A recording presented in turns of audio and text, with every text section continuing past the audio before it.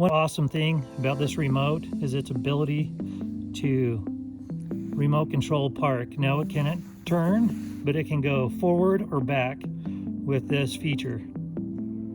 It's going to connect to it. It's going to tell us it's connected. And then we're going to have to hold this button down over here while we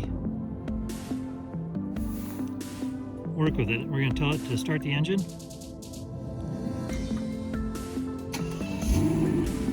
Which has just started the engine.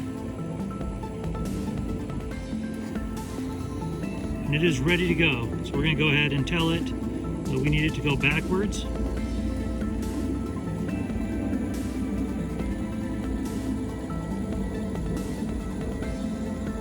And we'll stop it right there. Right as you take your thumb off, it'll stop it.